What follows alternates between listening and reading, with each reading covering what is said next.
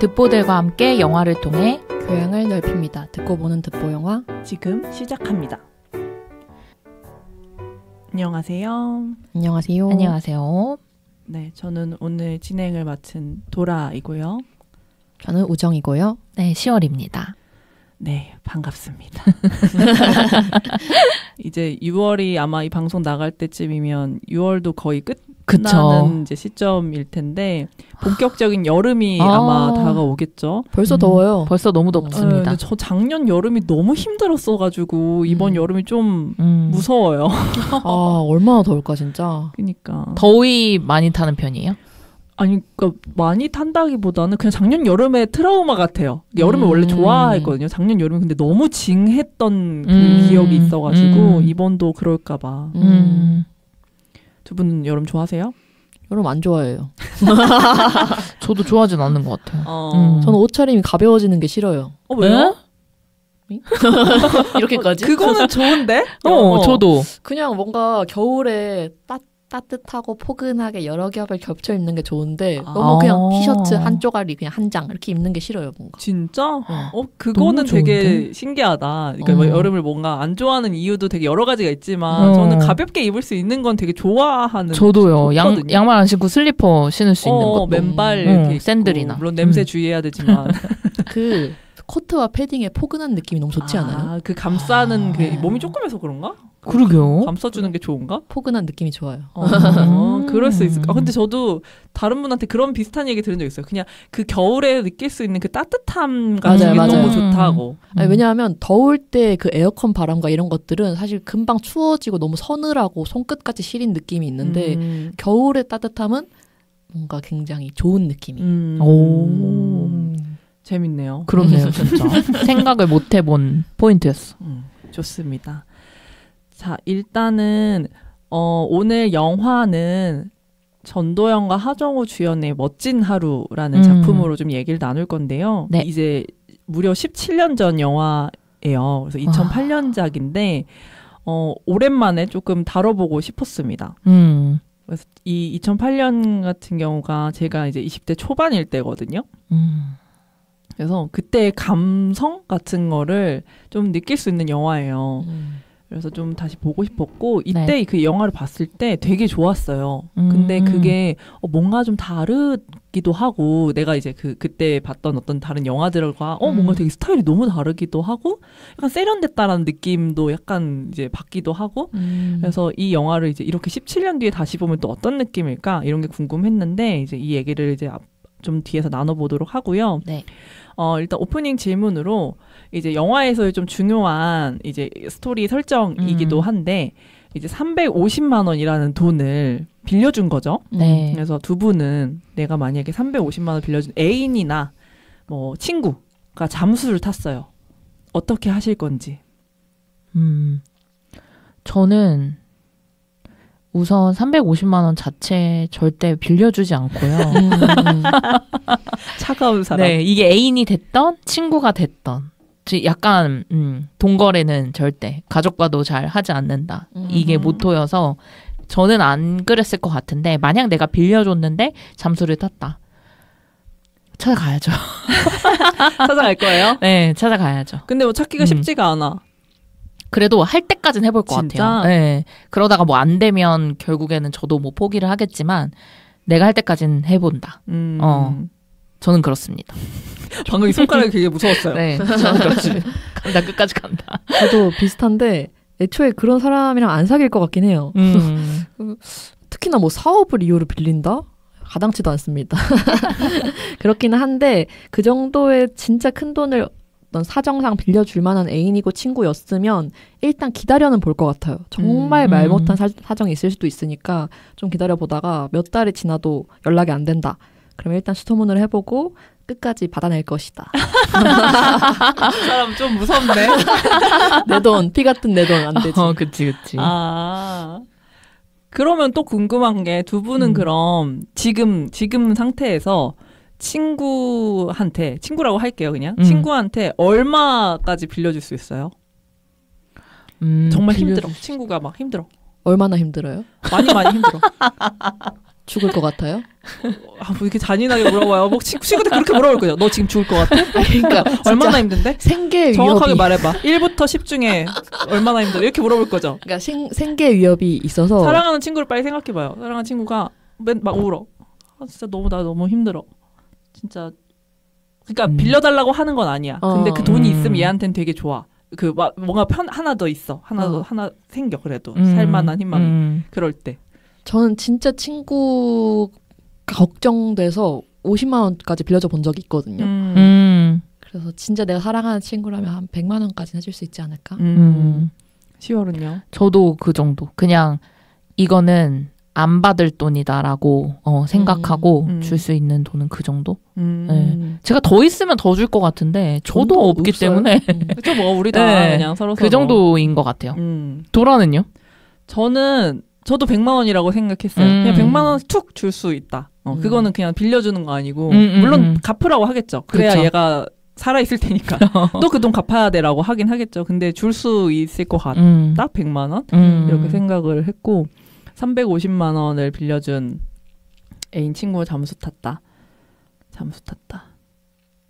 왜 350만 원일까도 궁금하긴 했어요. 맞아요. 그쵸. 맞아요. 350만 원이란 금액이 되게 재밌어요. 왜냐면 엄청 많은 돈도 사실은 좀 아니고 물론 큰 맞아요. 돈입니다. 큰 돈입니다만 대단히 큰 돈도 아니고 그래도 맞아요. 작은 돈도 아니야. 그러니까 맞아요. 이걸 설정을 좀 잘한 것 같아요. 영화에서 350만 원이라는 그 애매한 숫자를 잘 맞춘 것 같은데 저는 애인이면 이렇게 전 애인이 될 거잖아요. 안 찾을 것 같다는 생각이 들고 보기가 싫을 것 같아요. 그냥 먹고 떨어져라. 근데 그게 더 열받나? 보기 싫을 것 같아. 저는 사람을 다시 보기 싫은 게 더 클 것 같아요. 그렇게 할 것 같고 친구도 안 찾을 것 같아요. 무서운 사람이네. 더 무서운 사람 아니에요? 그러니까. 저희한테 막 무섭다고 해놓고. 그러니까. 모르겠. 친구도 안 찾을 찾다니. 것 같아. 알아 살아라 이렇게 할 것 같아. 아니 제 지인 중에 예전에 연애를 했는데 되게 나이 차가 12살인가? 많은 많이 사람과 대학생 때 그것도 20대 초반에 연애를 했어요. 진짜 마음에 안 들어. 근데 그 상황이 어땠냐면 이 친구가 댄스 동아리였는데 거기에 이제 강사? 이게 막 그 춤을 알려주는 이제 강사로 온 거예요. 그래서 인연이 돼가지고 만나게 됐는데 사실 이게 되게 큰 선입견일 수 있지만 그 댄스 강사라는 직업이 모르겠어요. 되게 약간 좀 어떻게 보면 좀 한량 같고 그런 느낌이 저는 좀 있거든요. 근데 아니나 다를까?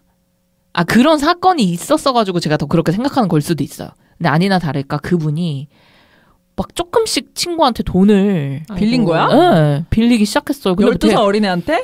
근데 그때는 저희도 대학생이었으니까 이 친구가 돈이 어딨어요. 그러니까 그치. 뭐 엄마한테 조금 받아서 빌려주고 뭐 이렇게 자기가 아르바이트 조금 모은 돈도 빌려주고 약간 이렇게 했는데 그게 횟수가 많아지고 점점 이제 액수가 커진 거예요. 그래가지고 결국 이제 헤어지게 됐는데 그 헤어지는 마지막 과정에서 가족들이 대동이 돼가지고 결국 이제 막 그 사람 찾아가서 뭐 언제까지 갚겠다고 뭐 해라.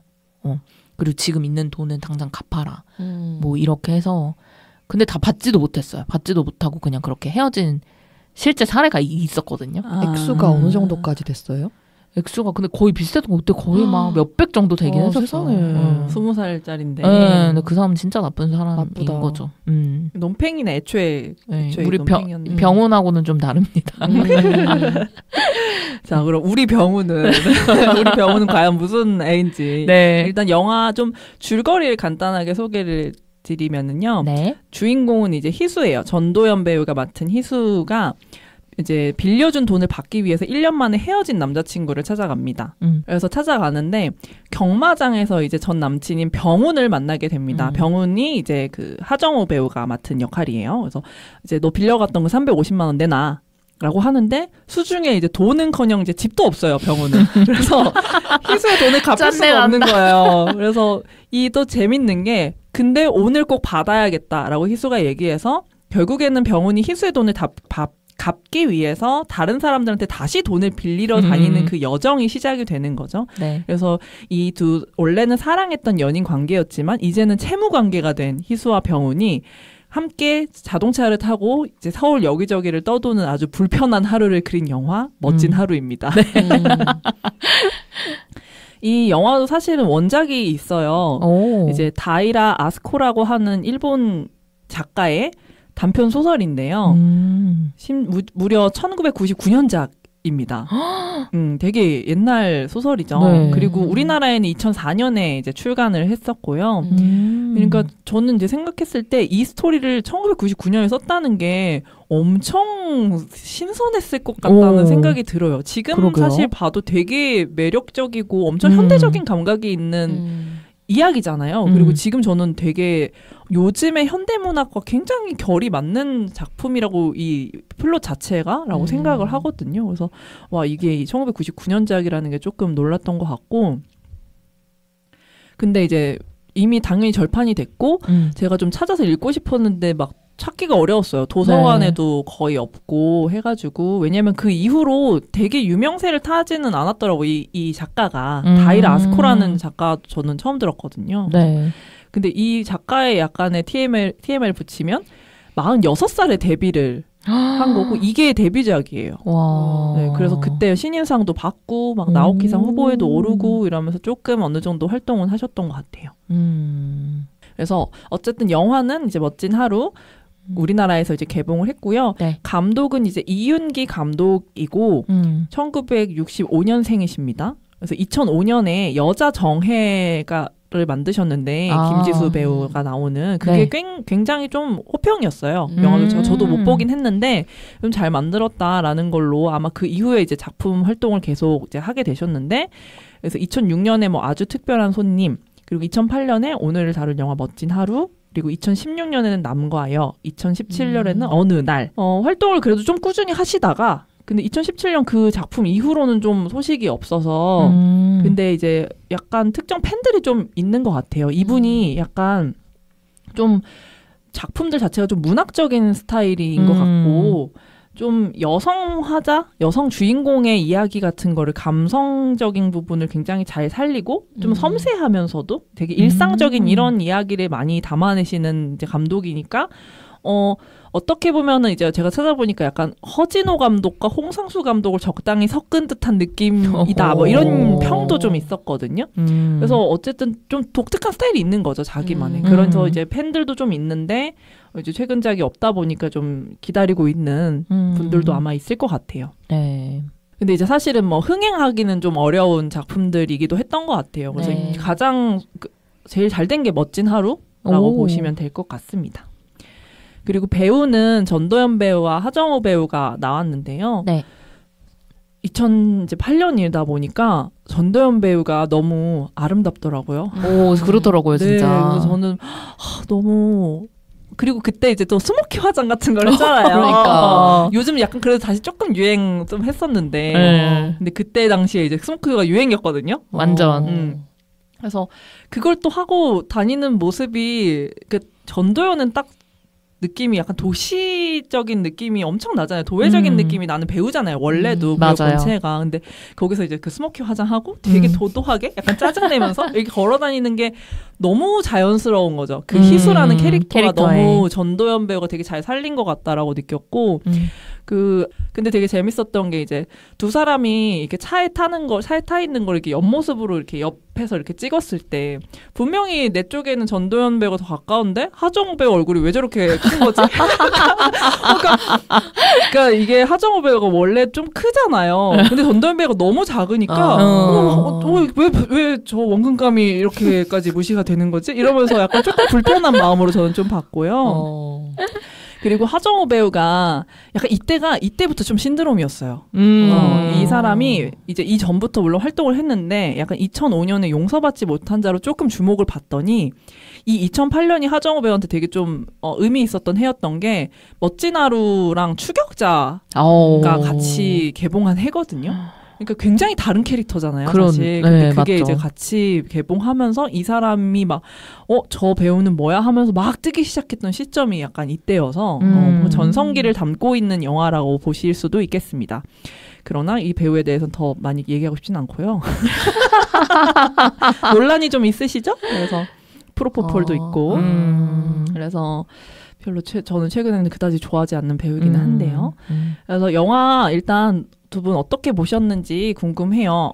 그 두 분 다 뭐 처음 보신 건지 이제 두 번째 보신 건지 그리고 좋았던 거 뭐 어떤 장면 이런 것들 얘기해 주시면 좋겠습니다. 저는 처음 봤고요. 네, 이 영화를 포스터는 본 적이 있는 것 같은데 이제 실제로 보게 된 거는 이번 기회가 처음이었고 뭐 더 이상 말씀하고 싶지 않다 이렇게 얘기해 주셨는데 저는 이 영화에서만큼은 연기 너무 좋았어요. 하정우 배우. 뭐 연기는 네, 진짜 좋았던 것 같아요. 그 조병훈이라는 그 굉장히 얄밉고 뭐랄까 계속 사람을 좀 긁고 짜증나게 하는 면이 있으면서도 미워할 수만은 없는 약간 매력이 있는 그런 캐릭터를 되게 잘 살려준 것 같고 희수랑 이제 하루 종일 돈을 받으러 다니잖아요. 근데 그 장면마다 과거에 둘이 어떻게 만났고 뭐 어떻게 연애를 했고 어떻게 이별을 했고 이게 되게 직접적으로 나오지는 않는데 그걸 추측할 수 있는 장면들이 그쵸. 이제 나오고 희수가 그때를 회상하는 씬들이 있잖아요. 그래서 그런 재미가 나름 있었는데 저 개인적으로는 좀 지루했어요. 네, 이게 되게 막 뭐 긴장감을 주는 그런 내용이 있던 것도 아니고 그냥 정말 하루잖아요. 하루를 담은 영화이다 보니까 약간은 지루했다. 그래서 좀 계속 이제 저는 그 OTT로 봤는데 거의 다 끝났겠지? 하고서는 해보면은 아직도 한 시간이 남아있고 이쯤 되면 다 끝났겠지? 하고 했는데 30분이 남아있고 약간 이런 상태로 봤거든요. 조금 그래서 그랬고 궁금한 점은 왜 이런 스토리로 영화를 만들게 되었을까? 그러니까 왜냐하면은 저는 좀 지루하게 느끼고 봤기 때문에 그게 좀 궁금하더라고요. 그래서 보통 이제 그 영화를 만들 때 본인의 경험에 기반하거나, 네, 감독들이 아니면은 관심사나 뭐 어떤 것으로 비롯된 상상 이런 걸로 이제 작품이 만들어진다고 생각을 하는데 물론 이제 말씀해주셨던 것처럼 소설이 있기는 하지만. 그러면 이 소설의 매력을 느꼈기 때문에 영화화를 한 걸 거잖아요. 네. 어떤 매력을 느껴서 영화까지가 만들어졌는지 네. 이게 좀 궁금하긴 하더라고요. 그래서 저는 되게 네. 좀 지루했다. 좋았어요. 네, 아까 얘기해 주신 것처럼. 지루했다, 좋았다니. 네, 자꾸 이제 살을 붙이려고 하니까 제가 횡설수설하게 되는데. 지루했다. 네, 핵심은 알겠습니다. 그겁니다. 네, 좀 그랬다. 지루했다. 네, 여기서 이제 마무리할게요. 네. 내부장은요? 저도 처음 봤고요. 저는 뭔가, 되게 요상스러운 영화다. 뭐 이런 생각을 했어요. 왜냐하면 되게 이야기 자체는 별 이야기가 아닌 것 같기도 하고 그냥 가벼운 로맨스 영화 같기도 한데 뭔가 인상 깊은 거예요. 그래서 왜 그럴까에 대해 생각을 좀 해봤어요. 근데 일단 음악이 한 몫을 하는 것 같아요. 중간중간에 음악들 너무 잘 쓰고 뭐 엔딩도 그렇고 중간중간에 되게 의외의 음악들이 많이 사용이 되면서 그 음악이 만들어내는 분위기가 있어서 그게 되게 좋았고 그리고 캐릭터들이 매력적인 것도 한몫을 했던 것 같은데 사실 처음에는 뭐 저런 캐릭터들이 있나 했거든요. 여자는 계속 화내고 남자는 너무 양아치고 맞아. 그래서 뭐야 좀 과하지 않나 했는데 이제 뒤로 갈수록 되게 매력적인 거예요. 그래서 되게 이 맛에 보는구나. 그리고 왜 사람들이 병원을 좋아하는지 알겠다. 뭐 이런 게 느껴지면서 좀 영화의 매력들이 좀 붙었던 것 같고 그리고 서사만 보고는 그럴지 몰랐는데 생각보다 로드무비 형식으로 되게 펼쳐지잖아요. 그런 부분들도 재밌었던 것 같고요. 그리고 아쉬운 부분은 근데 여자들이 그러니까 왜 병훈을 좋아하는지 어렴풋이 짐작은 하겠지만 저렇게까지 좋아할 정도인가? 라는 생각이 들어가지고 조금 더 잘생긴 배우를 했었어야 되지 않나. 조금 그런 개연성이 설득이 안 됐다. 조금? 아주 조금? 뭐 그런 생각이 들기도 했고요. 그리고 다른 아쉬운 점은 충분히 매력적인 사람인 건 사실 알겠어서 여자들 말고도 남성인 친구들도 좀 더 배치했어도 괜찮지 않았을까? 뭐 이런 생각도 한편으로 하기도 했었고 근데 저는 아쉬운 것보다 궁금한 게 되게 많았어요. 네. 뭔가 제가 잘 모르는 건지 아니면 되게 궁금한 게 많았는데 이를테면 처음에 되게 롱테이크로 등장을 하잖아요. 시작을 할 때 막 사람들이 오가면서 저 부분의 의도가 뭐였을까? 뭔가 다른 부분은 아예 그런 게 없는 것 같아서 왜 롱테이크로 찍었을까가 좀 궁금했고 그리고 저예산 영화라고 이야기를 하셔가지고 경마장에 사람이 되게 많던데 원래 있는 사람들일까 연출일까 뭐 이런 것도 궁금했고 세부적인 부분. 그리고 막 중간에 갑자기 비가 오니까 뭐 이렇게 막 덮어쓰고 뛰어가나 뭐 그런 장면이 있었던 것 같은데 그런 것도 저예산 영화라는 걸 계속 깔고 생각을 하다 보니까 그냥 연출일까 진짜로 왔을까 이런 거 진짜로 왔을까 이런 것도 궁금했고 그러네요. 또 한 가지는 두 가지 한 가지는 그 중간에 연결 버스가 등장을 하거든요. 네. 그렇게 버스가 휘어지면서 맞아요. 바라보는 장면 같은 게 등장하잖아요. 근데 전 좀 낯설어가지고 저런 버스가 한국에 있었나? 맞아, 저도 네, 있었어요. 아 그래요? 저도 맞아. 그거 보면서 그 장면 보면서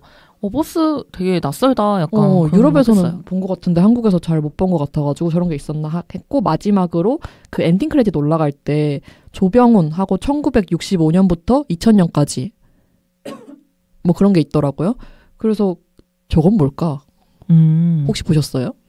저는 엔딩 크레딧까지 못 본 것 같아요. 네. 엔딩 크레딧 올라가고 가장 엔딩 크레딧 중에서도 제일 아래쪽쯤에 조병훈 괄호 1965년부터 2000년까지 이렇게 그 인물의 그 뭐라 하지 생애가 적혀 있어가지고 이게 뭐지라는 저도 못 보긴 했는데 그리고 그 부분을 영화 찾으면서 보진 못했는데 아마 아는 사람의 이름을 그렇게 따온 게 아닐까요? 그러니까 조병훈이라는 그러니까 실제 이 감독의 뭐 친구라 그러니까 이분이 65년생이잖아요. 그러니까 자기 친구인데 2000년이면 돌아가신 분이니까 이름을 따오고 크레딧에 이렇게 올린 그러니까 자기 애도한 거 아닐까요? 그냥 유추 그런 거 아닐까요? 왜냐면 이름을 따온 거잖아 그 사람 이름을.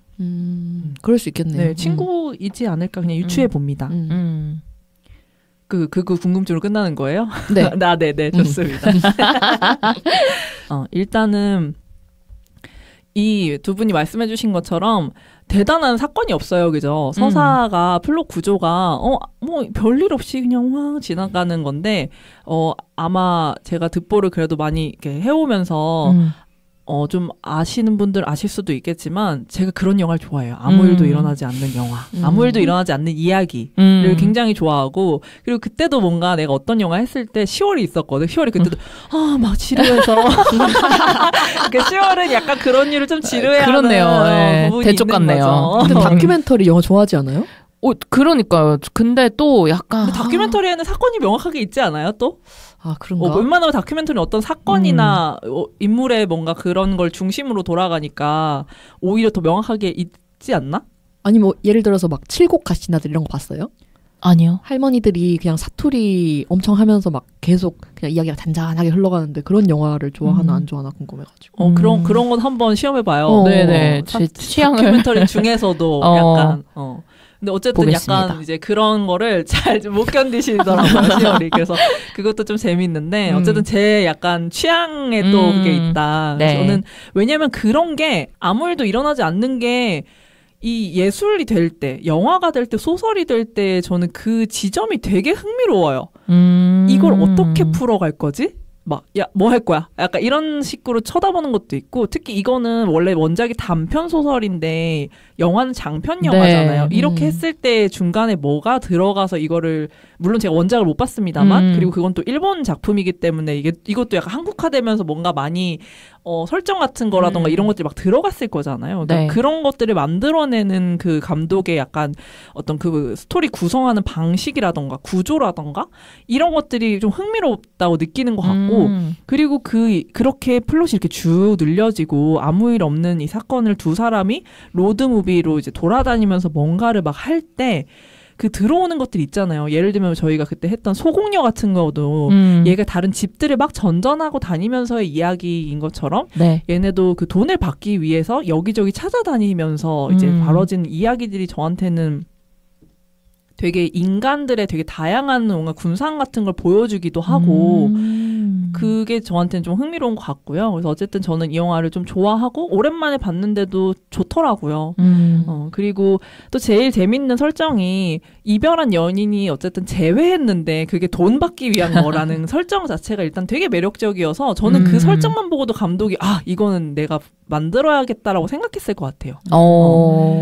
왜냐하면 이게 두 사람을 이루고 있는 이 관계의 성격이 바뀐다라는 건 그 이후로 이 관계의 목적과 태도가 되게 달라진다라는 걸 말하잖아요. 특히 사랑하는 관계라는 건 아주 내가 모든 걸 다 주고 정말 막 이렇게 하다가 돈 내놔로 바뀌는 순간 이 관계의 목적은 그냥 돈을 정말 정산받기 위한 것이고 태도도 막 그래서 막 뭐라고 하잖아요. 근데 저는 희수 캐릭터가 진짜 너무 매력적인 게 막 돈 내놔 약간 이렇게 하다가 병훈이 하자는 거 다 해주잖아. 그러니까 그런 게 진짜 엄청 매력적인 캐릭터라고 저는 좀 느꼈고 그리고 제가 또 로드무비를 되게 좋아해요. 그래서 막 이제 돌아다니는 이런 영화들을 너무 좋아하고 그리고 얘네가 이제 희수가 사실은 자기 혼자였으면 절대 만나지 않았을 만한 사람들, 자기가 전혀 모르는 세계들을 하루 동안 탐험하면서 그리고 영화나 소설은 다 그렇지만 인물이 변화하는 이야기잖아요. 그리고 희수가 변화를 하는 그 이야기니까 그런 저는 플롯 구조도 너무 깔끔하고 완벽했다라고 생각을 했고요. 그리고 이제 아까 우정 얘기해준 것처럼 음악이 또 진짜 좋아요. 음악 좋았어요. 네, 음악이 이제 푸디토리움이라고 하는 이제 뮤지션의 재즈 음악으로 다 구성이 돼 있고 트랙 제목이 다 시간으로 돼 있거든요. 막 뭐 3시 4분 뭐 3.04 PM 이렇게. 근데 그게 이제 영화 속 시간하고 맞진 않지만 그 나오는 순서가 맞진 않지만 어쨌든 그런 식으로 약간 이 영화도 사실은 시간의 흐름으로 이렇게 쭉 흘러가는 그 방식의 영화 이 노래 음악의 제목들도 약간 그런 식으로 연결돼서 좀 잘 어울리죠. 그리고 제가 약간 이게 지루했다고 느꼈던 부분이 또 그러니까 뭐 때문에 그랬냐면 되게 사람들을 많이 만나고 다니고 중간에 점심도 먹고 막 꽃도 사고 막 어디도 갔다가 막 뭐 친한 사람의 그 조카 학교도 갔다가 근데 너무 밤이 안 되는 거예요. 아침 일찍 만났어. 계속 밝은 거예요. 그래서 이건 뭐지? 그래서 결국 마지막에 그 여자 동창 만날 때에서야 네, 이제 밤이 되잖아요. 그것도 좀 한몫했던 것 같아요. 시간이 가지 않아. 왜 이렇게 길까? 왜 이렇게 길까? 근데 그것도 지금 말씀해주신 것도 연출적으로 아마 의도했을 거거든요. 그러니까 이 하루에 되게 그 긴 걸 보여주는 것도 그리고 한 번에 밤이 되잖아요. 맞아요. 약간 그런 것도 아마 의도를 한 것 같아요. 지루하게 하루가 이렇게 길단다. 네. 그리고 이제 영화에 어쨌든 주요 갈등은 이제 돈 받으러 왔는데 얘가 돈이 없네예요. 그래서 다시 꾸러 다녀야 돼. 그러니까 되게 초반에는 희수의 입장으로 보면 진짜 짜증나요. 왜냐면 특히 그 골프 치는 사모님한테 빌려갔을 때 막 야 뭐 고맙다고 해야지 이런 식으로 병훈이 막 하고 그러니까 나는 내가 지금 맞아. 빌려준 돈 받는데 마치 다시 도움받는 것 같은 취급을 당하기도 하고 그래서 너무 열불 터지는 거죠. 어이없고 근데 그걸 또 생각보다 희수가 그렇게 짜증 안 내거든. 야! 막 이러면서 그냥 그래서 희수는 거의 그런 거예요. 두 분 그거 아시는지 모르겠는데 유리 멘탈 짤 아세요? 알아요. 그 멘탈 존나쌤과 유리 멘탈 짤이 있어요. 근데 멘탈 존나쌤이 되게 여자가 여리여리한 스타일이고 유리 멘탈은 이렇게 막 스모킹 화장하고 막 이렇게 락 페스티벌 가는 약간 이런 그러니까 약간, 오히려 그러니까 희수는 유리 멘탈적인 거지. 너무 애가 속마음은 너무 따뜻하고 여린 애인 거예요. 그게 다른 사람들을 점점 만나면서 드러나거든요. 술집 여자한테 자기가 한마디 해놓고도 너무 미안해 하잖아요. 그래서 맞아요. 약간 그런 부분이 저는 희수가 너무 참 아이고 그러니까 저런 남자 만났겠지 약간 이런 것도 있고 좀 좋았고 저는 개인적으로 이 영화 보면서도 울었는데요. 그래서 두 분이 그렇게 생각하실 줄 알았어요. 어디서? 어느 지점이지? 어느 지점이었냐면 마지막쯤에 이제 그 병훈을 지하철역에 내려주고 병훈이 그거 와이퍼 켜보라고 하잖아요. 와이퍼를 키는데 와이퍼가 그러니까 고쳐놨잖아요. 와이퍼를. 그러고 나서 다시 봤는데 병훈이 사라지고 없거든요. 그 장면에서 이제 엄청 눈물이 막 나요. 이거는 이제 공감 좀 해주실래요? 평소랑 어떤 다른 구도인데 이거? 근데 저 원래 영화 보면서 많이 웁니다. 그래서 항상 공감 못 받는 느낌인데 득보에서 내가 막 울었다. 그거 보고 항상 시월이 그걸요? 그리고 저희 항상 저희 셋의 조합일 때 특히나 도라가 공감을 전혀 받지 못해서 맞아. 미안한데 하지만 울지 않았다. 잘 모르겠습니다. 네, 그래서 이 부분은 아마 이제 뒤에서 저희가 좀 얘기해 볼 수 있을 것 같은데 저한테는 이제 그게 왜냐면 이 자동차가 갖고 있는 상징이 굉장히 큰 영화거든요. 그래서 그 와이퍼라는 게 주는 그 의미가 굉장히 커요. 그래서 그거를 봤을 때 내가 너무 희수의 그 입장에 대해서 막 눈물이 났던 것 같고, 그리고 그러고 나서 마지막에 희수가 웃거든요. 미소를 이렇게 지으면서 이제 영화가 끝나게 되죠. 그래서 그렇게 마무리까지 저는 좋았습니다. 네. 이 영화가 2008년에 개봉했다고 이제 얘기를 했었는데 저는 가끔 막 그런 생각이 들 때가 있어요. 막 이 몇 년 전 영화지? 뭔가를 이제 막 찾을 때. 근데 그 영화가 되게 오래된 영화면 보고 싶지가 않거든요. 그냥 일단 옛날 영화네? 약간 이런 식으로 그냥 안 보고 싶은데 근데 또 사람들은 되게 옛날 영화 그런 걸 좋아하는 사람도 있고 약간 이런 걸 그리고 이 영화도 요즘에도 막 찾아보는 사람들이 있잖아요. 그러니까 약간 그게 좀 궁금해요. 그런 사람들의 심리가. 그리고 그거를 지금 봤을 때 뭘 느낄까? 사람들은 이런 게 좀 궁금하거든요. 그래서 두 분한테도 이제 묻고 싶었는데 멋진 하루 말고도 제가 그 발제 내용 올렸던 거 보면 2008년에 개봉했던 국내 영화 약간 리스트 이렇게 다는 아니지만 좀 있어요. 그리고 2008년에 한국 영화 베스트로 시네 21에서 뽑은 게 1위가 홍상수의 밤과 낮, 2위가 오늘 하는 이윤기의 멋진 하루, 그리고 3위가 나홍진의 추격자거든요. 네. 그리고 그거 말고도 2008년에 놈놈놈, 뭐 모던보이, 님은 먼 곳에, 서양 골동 양과자점 앤티크, 미스 홍당무, 뜨거운 것이 좋아 쌍화점, 과속 스캔들, 비스티 보이즈, 아내가 결혼했다 이런 영화들이 개봉했더라고요. 그래서 네. 두 분도 혹시 이때 봤던 영화들이 있는지 그리고 만약에 그때는 재밌었는데 지금 보면 좀 별로일 것 같다는 영화가 혹시 있거나 아니면 지금 봐도 좋을 것 같은 영화는 뭐가 있는지 이런 게 좀 궁금했어요. 근데 우정은 그때 영화를 좀 보실 때였을까요? 저 이때 초등학생이었는데요. 네? 야, 애기는 거짓말. 너 나가고. 자, 우리끼리만 얘기했다. 초딩이요? 이런 반응일 줄 알았어. 어쨌든 제가 그랬어가지고 제가 이때 본 게 그 놈놈놈이랑 우리 생애 최고의 순간이랑 가족 스캔들을 봤거든요. 극장에서. 그것만 볼 수 있었겠네요. 맞습니다. 엄마랑 함께 볼 수 있었던 것 같아요. 그래서 봤는데 근데 뭔가 다른 건 괜찮을 것 같은데 놈놈놈은 다시 보면 되게 별로일 것 같다라는 생각은 들고. 왜요? 어떤 점에서? 되게 빠은 영화 아니에요? 아닌가? 놈놈놈이요? 네, 그 이상한 놈 그거 아니에요? 좋은 놈 나쁜 놈 이상한 놈. 뭔가 보면서도 약간 잉? 하면서 봤던 기억이 나가지고. 근데 잘은 기억은 안 나는 거죠? 네, 잘 기억 안 나요. 그래서 뭐 그렇게 막 이것 중에 다시 보고 싶다 이런 거는 딱히 없는 것 같고 저는 오히려 차라리 막 90년대 후반이나 아예 옛날 영화들은 막 다시 찾아보게 되기도 하고 되게 궁금한 것이 많기도 해서 막 찾아보는데 오히려 이 2000년대 후반 영화들은 잘 안 보게 되는 것 같아요. 왜 그럴까? 아예 다른 정서도 아니고 보고 싶긴 한데 내가 아는 영화라고 착각하게 되는 느낌? 어디선가 들어는 봤는데 사실 안 봤고 이렇게 돼서 좀 잘 모르는 것 같긴 해요. 근데 오히려 저는 다른 이야기인데 2008년도에 아이돌판도 엄청 컸거든요. 컸죠. 빅뱅이랑 소녀시대 그래서 맞아요. 원더걸스. 네, 그래서 영화도 그렇고 그 아이돌도 그렇고 엄청 컸는데 지금 쟁쟁한 영화들이 너무 많아가지고 그때 한국의 대중문화가 엄청났네 이런 생각들을 좀 새삼스럽게. 한국 영화 르네상스 시대에 있죠. 이때가 포함돼 있죠. 그렇군요. 저는 그랬습니다. 네. 10월은 혹시 그때 영화들을 많이 봤었나요?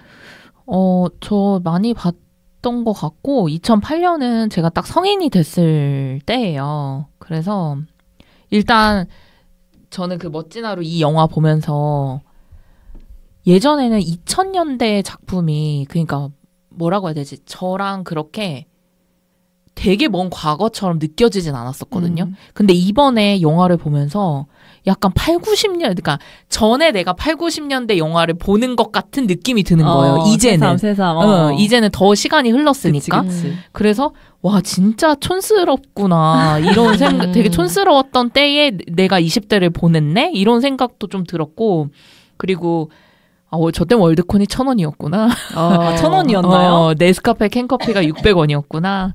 그래 꽃을 저렇게 트럭에 파는 것도 되게 많았었는데 요즘은 또 다시 뭐 있기도 하지만 네 그리고 그 희수의 스모키 화장 그런 것들이 되게 잘 눈에 들어왔던 것 같고 그리고 그 2008년에 국내 개봉 영화 이제 소개해 주셨는데 저는 우생순 같은 영화는 이제는 못 볼 것 같아요. 네, 그 당시에는 이런 감동 실화 영화 되게 그럼 많았었거든요. 많았지. 막 다 같이 우르르 보러 가고 그리고 막 보면서 울고 진짜 눈물도 많이 흘리고 이랬는데 이제는 확실히 이제 사람의 이 감각이나 모든 것들이 훨씬 더 도파민 뿜뿜하는 컨텐츠도 너무나 많고 그래서 이게 이제는 좀 감동적으로 올 것 같진 않다. 이런 생각이 좀 들었고요. 그리고 오히려 저는 이번에 생각했던 게 아내가 결혼했다 이런 작품 있잖아요. 이게 제가 다시 좀 봐볼까 해서 최근에 찾아보기도 했었거든요. 진짜? 네.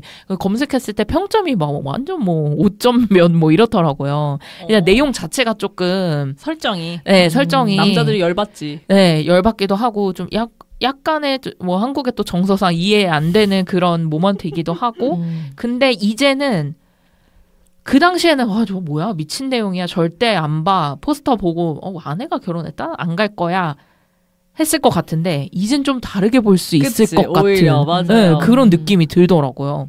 그래서 요거는 아내가 결혼했다는 다시 봐야겠다 이런 생각 좀 들었고 그리고 6년째 연애 중은 지금 봐도 저는 너무 괜찮은 영화인 것 같아요. 모르겠어요. 제가 장기 연애를 해서 이런 영화는 너무 감정이입이나 공감이 좀 잘 돼서 그런지 네, 예전에도 재밌게 봤고 지금 봐도 뭐 조금 뭐 촌스러움은 당연히 있겠죠. 배경이 다르니까. 근데 그런 거 제외하고는 요런 영화들은 괜찮을 것 같다는 생각이 좀 들었어요. 일단 아까 말씀드렸듯이 한 2003년 2년 3년 이쯤에 그 2003년이 한국 영화 굉장한 해잖아요. 그 살인의 추억이랑 지구를 지켜라랑 올드보이랑 막 이런 것들이 쏟아져 나오던 때예요. 그러니까 그때부터 약간 2010년 좀 초반까지가 르네상스 시기라고 불리기도 하거든요. 그러니까 이때 되게 우후죽순 이렇게 되게 다양한 장르 다양한 이야기를 담은 이런 영화가 나왔다는 게 저는 오히려 지금보다 훨씬 낫다고 느껴지기도 해요. 그러니까 지금 여기 있는 내용, 영화들 보면 장르 되게 다양하잖아요. 다양하죠. 맞아요. 그러니까 어떤 순간부터 2010년 약간 후반대쯤부터 남탕 영화들이 이제 막 그 세 글자로 된 그 조폭 나오는 진행시켜 이 영화들. 그거 반복됐던 거보다 이때가 훨씬 다양하고 이번에 연애물도 있고 막 아까 말씀하신 것처럼 아내가 결혼했다 같은 정말 이 진일보적인 폴리아모리를 다룬 이런 영화도 있고 이것도 근데 그 원작이 소설입니다. 네. 그리고 뭐 과속 스캔들 같은 이제 뭐 온 가족 영화 보는 이런 맞아요. 영화 그리고 서양 골동 양가족 앤티크 같은 약간 이렇게 독특한 이 사실은 이제 게이 영화 같은 이런 영화도 있고. 그러니까 정말 오히려 이때가 넘넘넘 같은 오락 영화도 있고 그래서 다양했던 거예요. 그래서 약간 오히려 이때가 진짜 약간 그리워지는 것도 저는 좀 있었고요. 그리고 진짜 아까 10월이 말해준 것처럼 아내가 결혼했다는 오히려 지금 이 영화가 상영이 되면 오히려 많은 사람들이 저런 새로운 뭔가 사랑의 방식 같은 거 그러니까 연애의 방식 같은 것도 있을 수 있겠다라고 오히려 받아들일 수 있겠죠. 이때는 이제 너무 충격적이죠. 근데 그 아내가 또 손예진이야. 너무 예쁜데 막 미치는 거지. 너무 열받고. 그리고 뭐 미스홍나무 같은 영화도 굉장히 독특한 어떤 이야기를 담고 있는 거고 모던보이 같은 영화. 근데 보시면 아시겠지만 여기서 이미 추격자 비스티보이즈 멋진 하루에 출연을 했어요. 하정우가. 네, 그러니까 이때가 진짜 하정우의 거의 전성기였고 보시면 한국 영화 베스트 그 3개 뽑힌 거에도 2개가 들어있죠. 멋진 하루랑 추격자. 그래서 굉장히 또 인기가 많은 배우였다. 근데 저 이야기를 듣고 생각을 해보니까 막 90년대 후반 영화들이나 이런 아예 옛날 영화들은 특별전 같은 것도 좀 하고 좀 재개봉을 할 때도 오히려 좀 있는 것 같은데 2000년대의 특히 상업 영화들은 재개봉을 할 일이 없잖아요.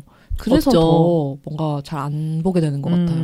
그치, 내가 찾아서 진짜 보지 않는 이상은 극장에서 하지를 않으니까. 그래서 맞습니다. 그러면은 이 두 캐릭터에 대해서 좀 먼저 얘기를 해볼까 하는데 캐릭터들이 아까 우정이 말해준 것처럼 되게 매력적이에요.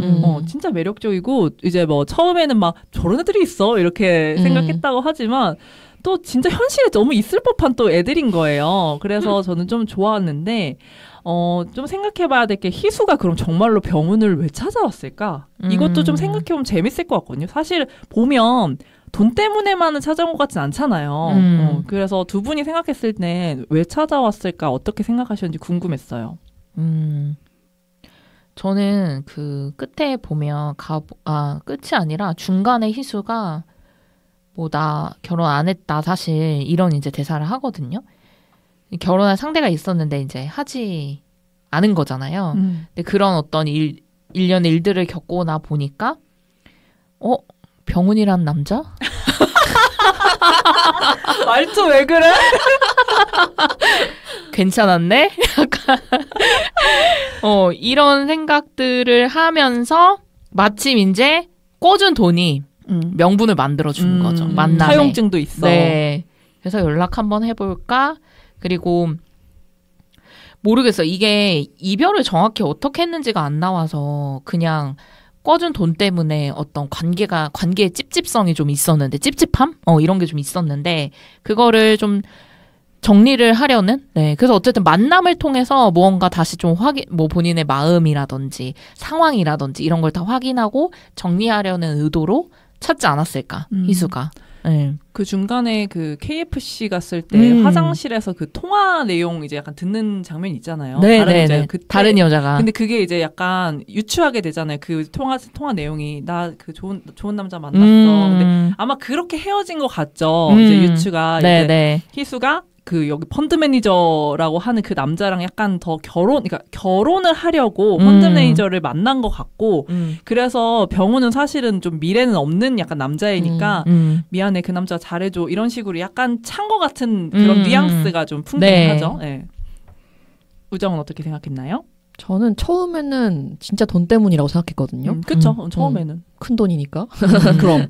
그래서 생각했는데 이제 이야기가 전개될수록 10월이 얘기했던 것처럼 아닌 것 같다라고 생각을 했고 근데 대신에 이게 막 대단히 병훈이 그리워서라거나 뭐 다시 만나고 싶어서라거나 이렇게 생각하진 않았고 그냥 어쨌든 그 사건을 겪고 나서 파혼이라고 해야 되나? 어쨌든 그 상황을 겪고 나서 이제 상황을 점점 돌이켜서 생각을 해보다 보니 그 매듭짓지 않았던 관계가 떠올랐을 것 같고 그리고 사실은 어쨌든 매력적인 사람이고 그리고 되게 다른 사람이잖아요. 그래서 그쵸. 다른 사람에 대한 그 관계의 어떤 기본적으로 약간 호기심 같은 것 같거든요. 저 사람은 왜 저럴까?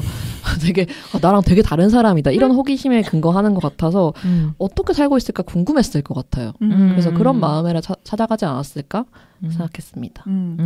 맞아. 이거 생각하는 게 전 재밌어요. 왜냐하면 저는 영화에서 답이 없는 게 좋거든요. 우리 듣보에는 답 있는 거 되게 좋아하시는 분들도 약간 시에나 그랬나? 막 그러면 답 있는 게 좋거든요. 이렇게 얘기했던 기억이 나는데.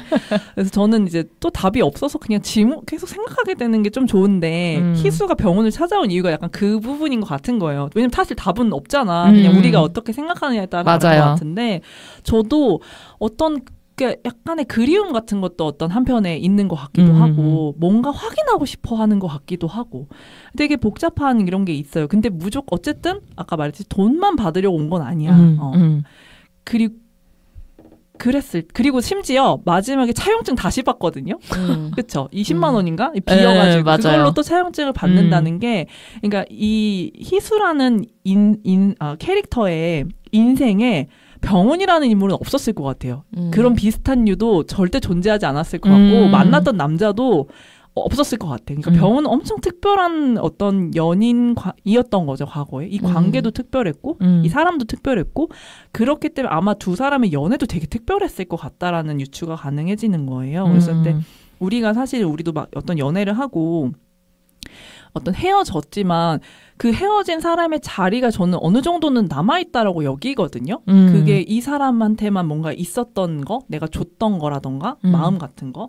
그랬을 때 희수한테도 약간 병훈에게 그 남아있는 그 여백이 있었을 거고 근데 그게 사실은 좀 좋지 않게 끝났기 때문에 자기가 어떤 버리는 방식으로 끝났기 때문에 미안한 마음도 있었을 건데 그게 이제 얘가 또 파혼을 당하면서 어떤 그 혼자가 된 상태가 됐을 때 좀 그리웠을 것 같아요. 병훈이 자기한테 줬던 그 사랑 같은 것들, 그 마음 같은 것들을 좀 다시 보고 싶기도 했고, 얘가 그래서 잘 사나? 이런 것도 궁금했을 것 같고, 왜냐면 자기가 찾기 때문에 잘 살길 바랬을 마음도 있을 것 같거든요. 그래서 약간 그런 복합적인 마음으로 찾아온 거 아닐까? 이렇게 저는 좀 생각을 해봤습니다. 그리고 결혼 상대를 찾고, 이제 막 준비를 하는 과정에서, 그러니까 결혼은 진짜 약간 조건 위주로 보고 할 수도 있는 거잖아요. 근데 이제 연애는 그런 것과는 조금 다르니까 훨씬 더 생각이 많이 났을 것 같기는 해요. 네, 되게 재밌고 특별하게 연애했고 뭔가 이런 조건을 왜냐하면은 병우는 지금의 상황으로 봐서 예전에도 되게 뭔가 체계적으로 이렇게 삶을 살았을 것 같진 그런 않거든요. 인간이 아니죠. 네, 전혀 그런 사람이 아니잖아요. 그러니까 그냥 조건 없이 서로 좋은 마음으로 사랑하는 마음만으로 재밌게 연애를 했을 것 같은데 그런 게 당연히 생각날 수밖에 없을 것 같아요. 그러니까 가장 솔직한 관계였을 것 같아요. 두 사람이 서로한테 서로가 왜냐면 다른 거리낌 없이 그냥 이 끌린다는 이유 하나만으로 만나서 관계를 맺었던 관계 같고 그렇다면 초등학교 동창부터 술집 여자에 돈 많은 사모님까지 여기저기 아는 여자도 많은 병우는 뭐 하는 놈일까요? 뭐 하는 놈이라는 게 이제 그냥 두 분이 생각한 이 캐릭터는 어떤 캐릭터 같았는지 궁금했어요. 우정은 어땠어요?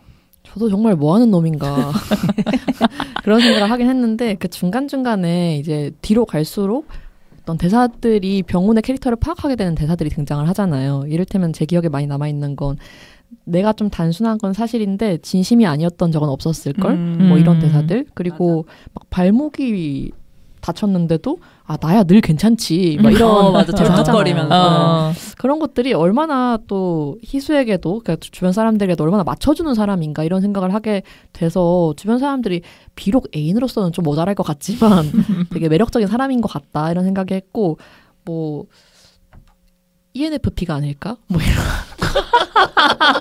MBTI로 따지면 왠지 듣는 ENFP P는 확실할 거고 기분 나쁘지 않으셨으면 좋겠지만 매력적이에요. 매력 있어요. 그래서 MFP 같다. 되게 그런 생각을 했습니다. 시월은 어땠습니까? 네. ENFP에서 빵터 남편이 ENFP여가지고 네. 구속해 주길 바라는.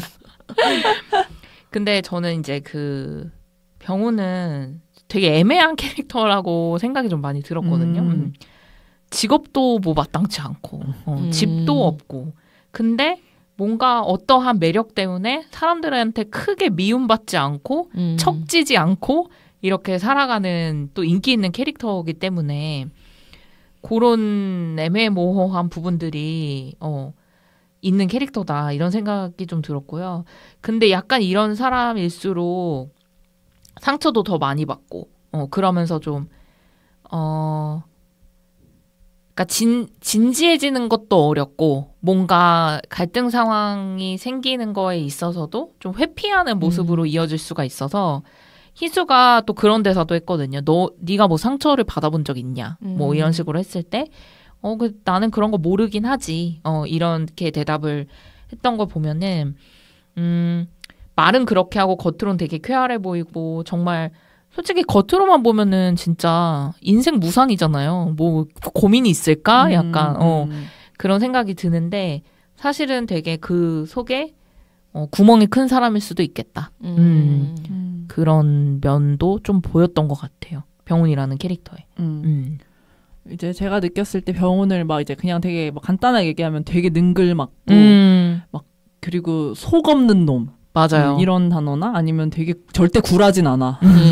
그리고 낙관적이에요. 되게 절대 비관이 되진 않잖아요. 나쁜 쪽으로 생각 안 하고 다 막 그 스페인에서 막걸리집 하는 거에 대해서도 얼마나 대박이 날 것 같냐. 근데 그거 혹하는 느낌?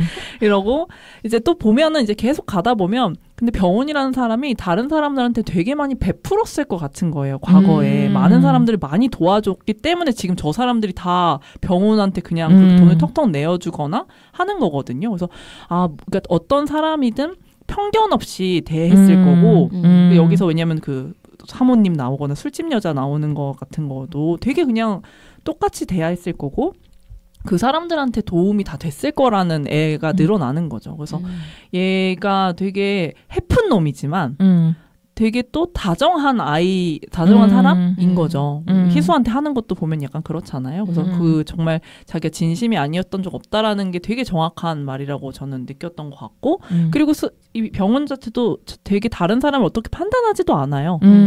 그래서 예를 들면 만약에 그냥 술집 여자랑 돈 많은 사모님만 나왔으면은 얘가 되게 그쪽에 있는 애는 했겠지만 초등학교 동창이라던가 자기 그 친근한 친구의 그 조카였나? 아무튼 그 고등학생 맞아요. 이런 거 나오는 것도 보면 사람들이 되게 병원을 믿고 있다라는 게 느껴지기도 하죠.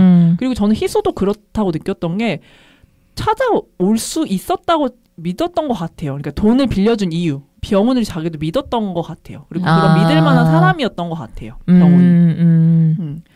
그러면은 두 분이 생각하시기에 이 영화에 이제 뭐 여러 소품이나 소재 그리고 장소가 나오게 되는데요. 그런 거를 뭐 빗대어서 좀 영화를 해석해 보면 어떨까 해가지고 갖고 왔어요.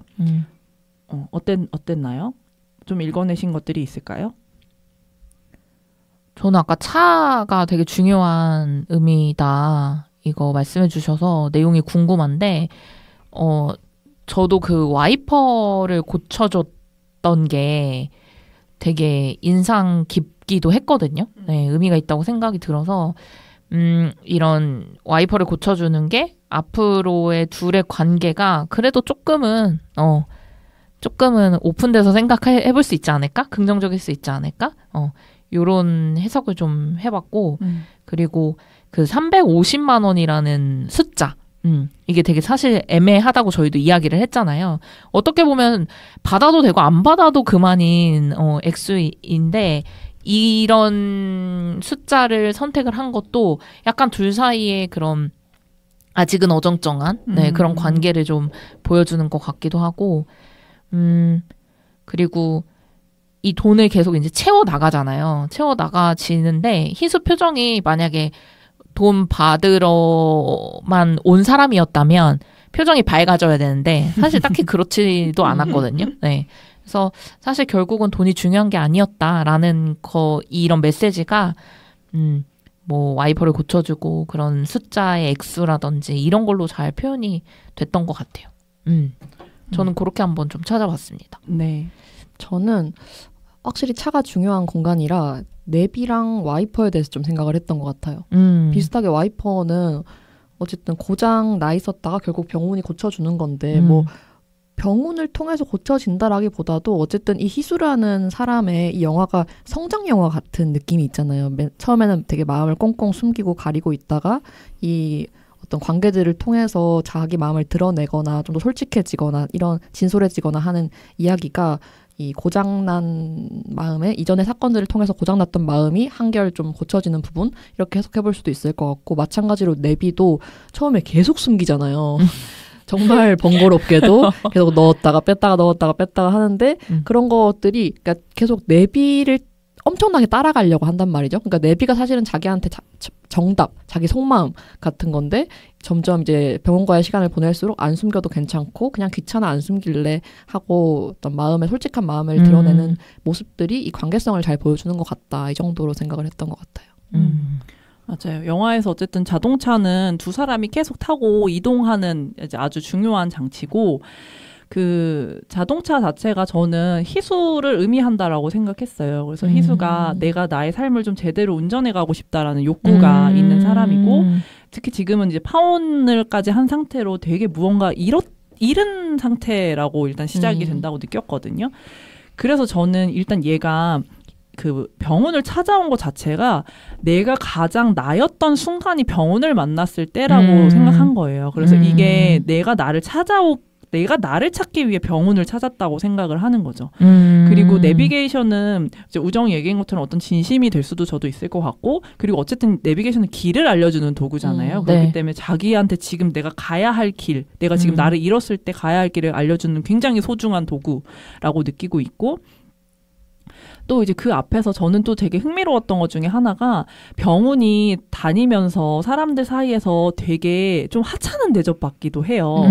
근데 그거를 또 희수가 같이 겪으면서 이 병훈이라는 사람에 대해서도 다시 생각하는 면이 있고 근데 이 사람이 그 대접받는 걸 또 되게 싫어하거든요. 그래서 약간 그런 식으로 말하지 말라고 하는 장면도 약간 있잖아요. 그래서 이런 거를 받는 그러니까 내가 나를 찾아가는 와중에서 이제 찾은 그 단서가 있는 사람이 받는 대접을 보면서 내가 그 대접을 받고 있다라고 느끼기도 한 것 같고 그리고 또 재밌었던 것 중에 하나가 이건 작은 거지만 주차하는 게 그러니까 주차료를 뭐 여기는 안 받아 했는데 이제 또 여기도 떼고 이런 얘기들이 있잖아요. 근데 저는 그게 내가 가는 모든 곳에는 사실 비용이 존재하는 것 그러니까 내가 가는 길에는 당연히 내가 어디에 뭔가 있을 때 비용이 존재할 수밖에 없다라는 걸 보여주기도 했던 것 같고 또 중간에 견인까지 당하죠. 그러니까 내가 나를 빼앗긴 이 상태에서 다시 그걸 찾아가는 그 장면도 있었다고 느꼈고 또 이제 와이퍼는 어쨌든 제일 좀 인상 깊게 봤던 게 경마장에 보면 주차해놨던 차에 앞에 유리에 막 찌라시가 막 붙어 있어요. 네. 그러니까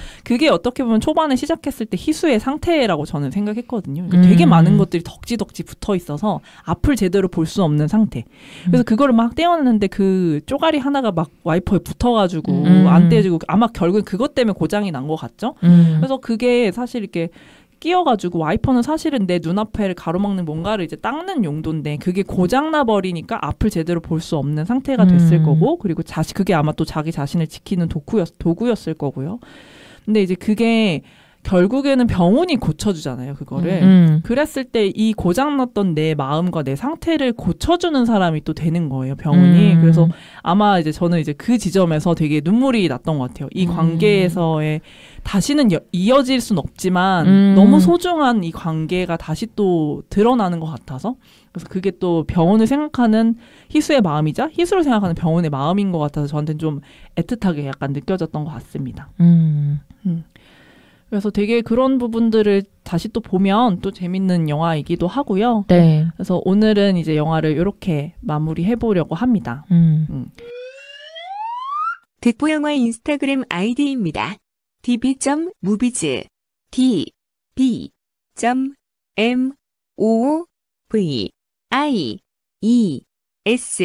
많은 관심 부탁드립니다. 그러면 두 사람이 마무리로 이제 좀 요렇게 좀 특유의 분위기가 있는 영화 추천해 주실 만한 게 있으시면 해주시면 좋을 것 같아요. 저는 먼저 이야기를 하면 전에 다른 방송들에서 얘기를 한 적이 있는 영화들인 것 같아서 좀 새롭지는 않은데 김종관 감독의 영화들이 저는 좀 그렇거든요. 그 혹시 본 거 있으세요? 성함이 뭐라고요? 김종관 감독인데 예를 들어서 뭐 최악의 하루, 더 테이블, 아무도 없는 곳 뭐 이런 영화들을 찍은 감독님이고 뭐랄까 한국의 그 아름다운 장소들을 되게 미장센이 좋게 잘 담으세요. 그래서 제가 개인적으로 그 영상이 좋아서 좋아하기도 하고 그가 쓰는 이야기들도 되게 매력적이고 여성 캐릭터들도 매력적이고 근데 뭐 예산이 많이 들 거리가 없어요. 영화들이 전체적으로 맨날 골목 걷고 막 이런 영화들이어가지고 그래서 대표적인 저예산 영화로 저한테 좀 떠오르는 것 같아요. 그래서 이런 영화들이 있고 조금 뻔하다 싶으면 그 또 생각했던 게 냉이라고 이것도 얘기한 적이 있는지 모르겠는데 작년에 환경영화제에서 상영했던 25분짜리 단편 영화거든요. 근데 이게 SF인데 누가 봐도 저예산이에요. 그러니까 약간 뭐 골자가 2052년에 대한민국에서 땅이 쓰레기로 더 이상 너무 오염돼서 더 이상 신선한 작물이 자랄 수가 없는 거예요. 근데 그 시대에서 이제 쓰레기들 속에서 이제 주인공이 냉이 씨앗을 발견하게 되면서 벌어지는 이야기인데 그 굉장히 그 B급 감성이 있긴 하지만 그 너무 분위기 있어서 저는 되게 좋아하거든요.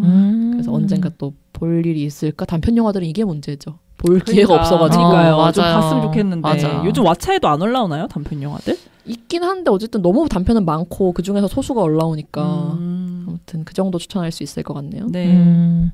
시월은요? 저도 저예산 영화 추천해줘 했더니 걷기왕 네, 걷기왕이라는 영화 얘기 있었고 그리고 저희 다뤘던 소공녀도 네. 그쵸? 네, 저예산 맞아요. 영화이고요. 그다음에 변산이요? 네, 변산도 추천이 되기는 하더라고요. 그렇구나. 네, 저희의 또 최애 배우 박정민 배우가 아니 왜 저희라고 하시죠? 그렇군요. 네, 소수 인원 듣보에 최애 배우. 이렇게 추천드릴 수 있을 것 같아요. 저도 우정이랑 똑같이 최악의 하루까지 적어놨습니다. 맞아요. 저도 근데 그 감독님 거는 최악의 하루만 봤던 것 같아요. 더 테이블도 궁금하네요. 다음에 꼭 해주세요. 네, 좋아요. 좋아요. 저는 생각났던 저 갑자기 이름이 생각이 안 나요. 남자 배우도 생각나. 그 커플인데 구교환 이옥섭. 이옥섭 죄송합니다. 이옥섭 감독의 작품들이 저는 되게 독특하면서 재밌다고 생각이 들거든요. 이제 매기 매기도 그런데 단편 작품들이 되게 재밌어요. 웃기기도 웃기고 독특하고. 그래서 약간 이옥석 그 유튜브에 되게 많이 올라와 있으니까 이분 작품은 한번 그것도 보시면 좋을 것 같습니다. 네, 좋습니다. 네, 그러면 저희는 이제 다음 주에 또 새로운 영화로 찾아뵙도록 하고요. 오늘은 여기서 마무리하도록 하겠습니다. 그럼 다음 주에 만나요. 안녕. 안녕.